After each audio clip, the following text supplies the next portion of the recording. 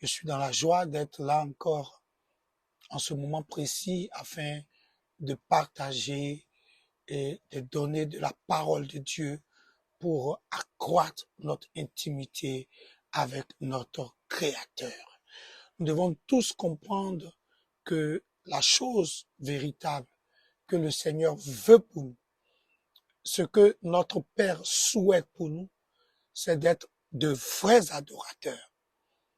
Et c'est cette précision-là qui va faire à notre bien-aimée, la Samaritaine, dans le livre de Jean, le chapitre 4, dans son échange au verset 23, il dit que les vrais adorateurs m'adoreront en esprit et en vérité. Les vrais adorateurs m'adoreront en esprit et en vérité. Ce qui veut dire que l'Éternel est à la recherche de vrais adorateurs. Pas d'adorateurs de façon très simple, mais de vrais adorateurs.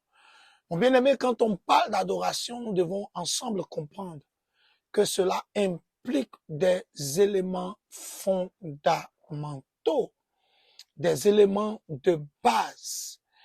Et la première des choses, c'est l'être adoré. Nous n'adorons pas dans le vide, nous adorons un être suprême. Nous, en tant qu'enfants du Dieu vivant, nous adorons le roi de gloire. Nous adorons le Seigneur des Seigneurs. Nous adorons le Créateur par excellence. Nous adorons Dieu. Nous adorons le Dieu Elohim. Nous adorons celui-là qui nous a fait la grâce d'être créés. Celui-là qui nous a inscrits dans son programme et dans son plan pour vivre non seulement dans ce siècle présent, mais pour vivre aussi de façon éternelle. Raison même pour laquelle il envoie son fils bien-aimé, Jésus-Christ de Nazareth, mourir à cette croix-là de Golgotha afin que nous puissions avoir la vie éternelle.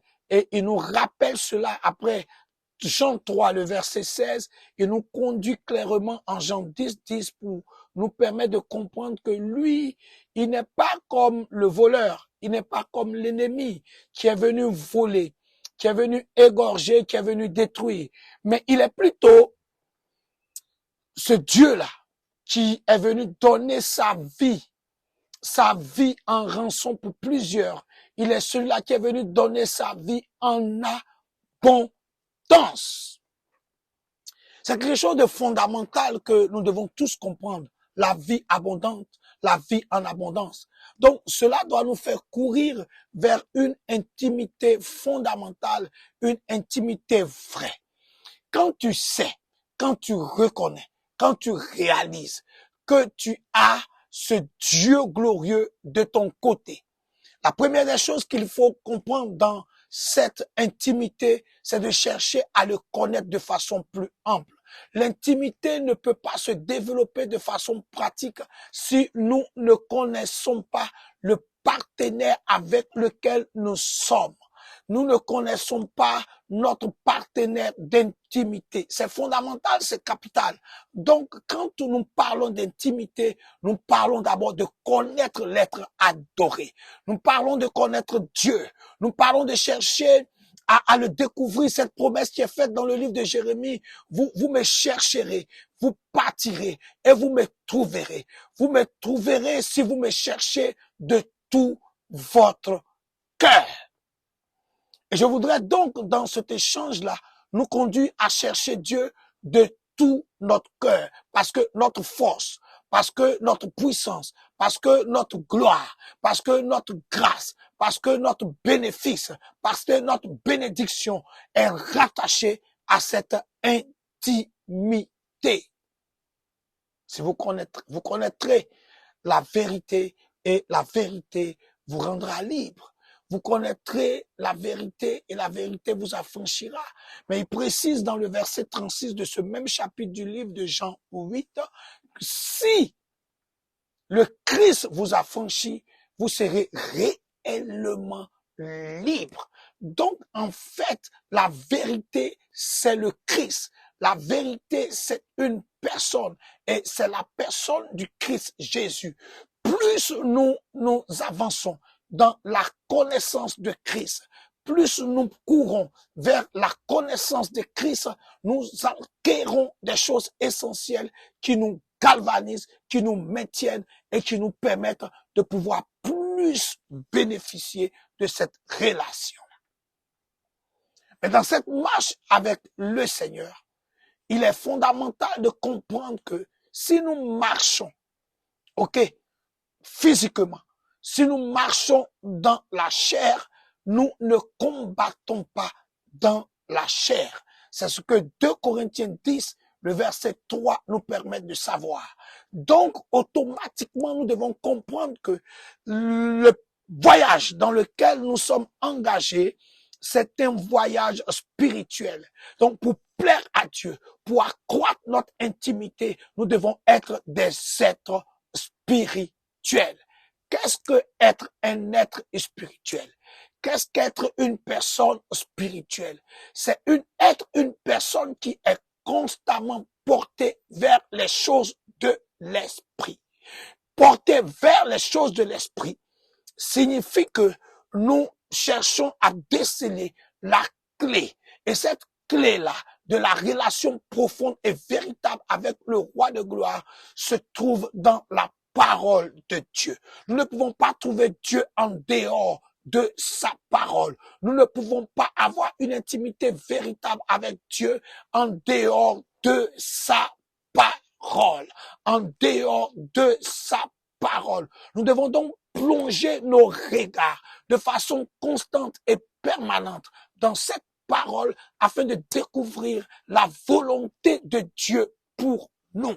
Il dira dans le Psaume, le chapitre 1, à partir du verset 1, il dit « Heureux celui-là qui ne s'assoit pas en compagnie des moqueurs, mais qui trouve en fait son plaisir dans la loi de l'Éternel. » Donc, aussi longtemps que nous allons trouver ou chercher notre plaisir dans la loi de l'Éternel, cela va nous permettre de pouvoir être heureux. Pendant que nous cherchons à plaire à Dieu, pendant que nous cherchons à découvrir Dieu, car c'est clair, le proverbe 25, le verset 2 nous dira ceci, la gloire de Dieu, c'est de cacher des choses, mais la gloire des hommes, la gloire des rois, petit r, c'est de sonder les choses. Donc, aussi longtemps que nous allons prendre sur nous, de chercher à sonder, sans se chercher à bêcher, de fouiller la parole du Seigneur, nous allons accroître notre intimité. Alors, lorsque nous allons accroître notre intimité, nous allons bénéficier des conséquences de l'intimité avec Dieu. Et l'une des conséquences véritables de l'intimité avec Dieu, c'est l'expression d'une foi inébranlable. Notre foi est forgée sur la parole de Dieu. Car la Bible dira en Hébreux, le chapitre 11, verset 1, « Or, la foi est une ferme assurance des choses qu'on espère, une démonstration de celles qu'on ne voit pas. » Donc, automatiquement, cherchant une intimité véritable avec Dieu, cela va accroître notre foi. Cela va rendre notre foi inébranlable. Quand ta foi est accrue, quand ta foi est grande, quand ta foi est ferme, automatiquement, cela te conduit à une marche dans une assurance certaine avec ton Dieu. Et c'est ce qui permet à l'apôtre Paul de dire clairement, je sais en qui j'ai cru.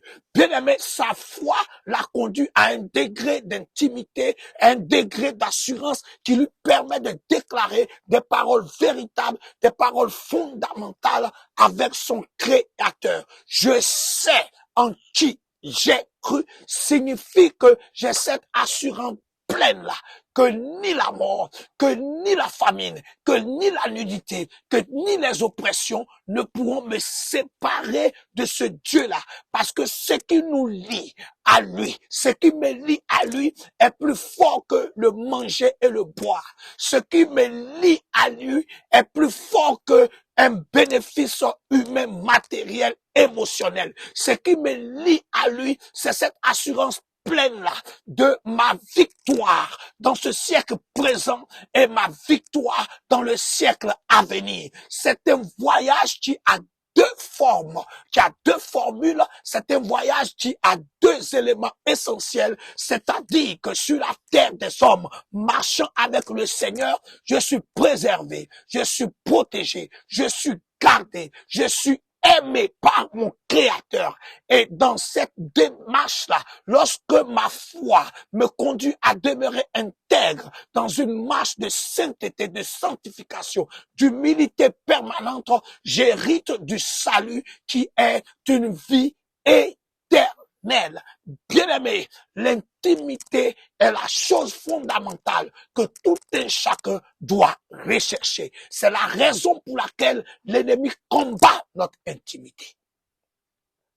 Il combat par multiples facettes notre intimité. Il combat le temps que nous pouvons prendre pour pouvoir nous consacrer. Il combat le temps que nous pouvons prendre pour méditer la parole de Dieu. Il combat le temps que nous pouvons prendre pour prier notre Dieu, pour échanger, pour adorer, pour célébrer. Il combat tout ce temps glorieux que nous pouvons avoir alors que notre force est dans la joie de l'Éternel, alors que notre force réside dans la présence de Dieu.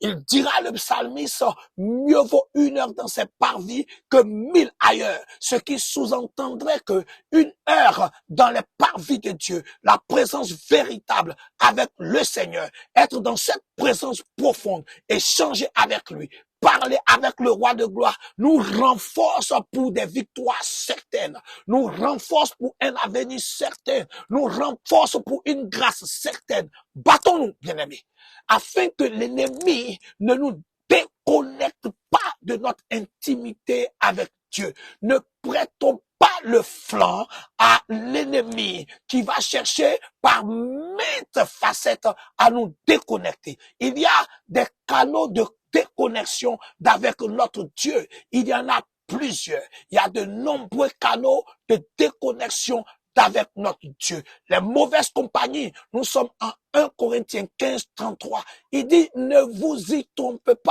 Les mauvaises compagnies corrompent les bonnes mœurs. Donc, aussi longtemps que tu t'engages avec des hommes, tu t'engages avec des femmes, tu t'engages avec un environnement, un entourage de personnes qui ne sont pas là pour élever ta foi, celui qui n'élève pas ta foi abaisse ta foi. Lorsque tu t'entoures de personnes, de conseillers qui distillent des données, des pensées et des paroles négatives permanentes, constantes autour de toi, bien-aimé, c'est pas sûr que ta foi va être épanouie. C'est pour cela que l'apôtre Paul fait cette précision-là, de ne pas nous tromper. Oui, aucunement.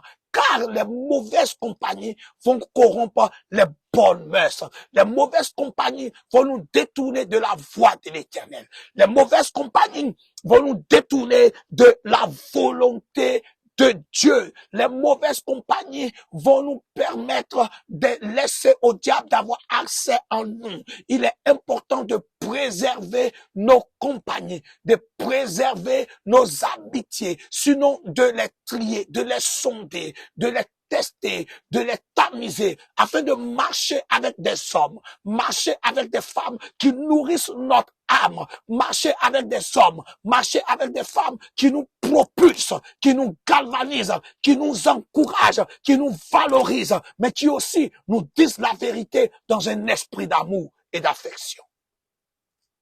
L'intimité est fondamentale.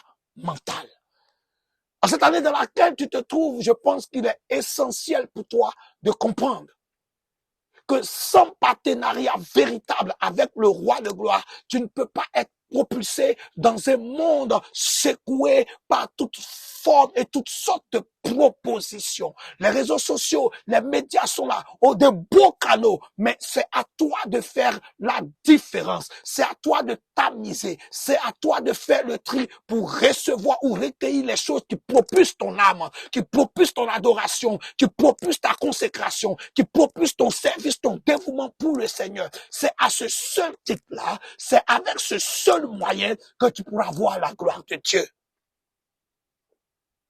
Bien-aimé dans le Seigneur, voici la pensée de l'Esprit de Dieu sur la table de mon cœur. Nous sommes vainqueurs, mais créons l'environnement pour maintenir cette victoire au quotidien dans notre vie chrétienne face à ce défi de l'intimité auquel nous sommes confrontés de façon quotidienne, de façon journalière.